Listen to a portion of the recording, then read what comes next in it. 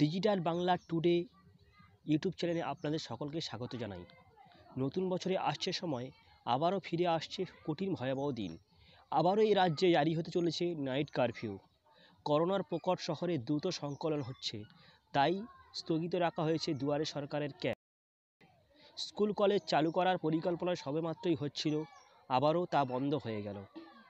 আবারও কি আগের মতো সম্পূর্ণ লকডাউন ঘোষণা হতে পারে? কী হবে ছাত্র জীবন? কী হবে খেটে খাওয়া মানুষের জনজীবন? কমেন্ট করে জানিয়ে দিন। বন্ধ হতে চলেছে লোকাল ট্রেন, শিক্ষা প্রতিষ্ঠান।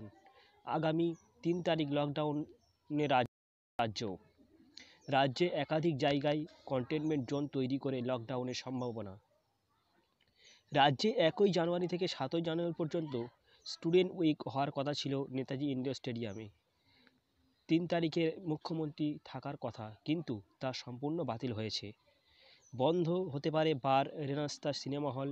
বন্ধ করা হতে পারে স্কুল কলেজ, রাজ্যের সমস্ত শিক্ষা প্রতিষ্ঠান।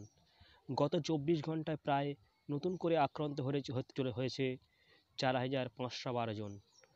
এরকম করোনা বাড়তে থাকলে যদি লকডাউন হয়, গরিব অসহায় সাধারণ মানুষের জীবন আবারও দুর্ভিক্ষ নেমে আসবে। এত কিছুর পরেও কেউই সাবধানতা অবলম্বন করছে না, না আমি না আপনি। কোথাও বন্ধ নেই মেলা, পার্টি, মাস্ক তো পরেই না। এই ছিল আজকের ভিডিও। এরকম ভিডিও নতুন নতুন পেতে আমার চ্যানেলকে সাবস্ক্রাইব করুন, কমেন্ট করুন এবং বেল আইকনকে বাজিয়ে দিন।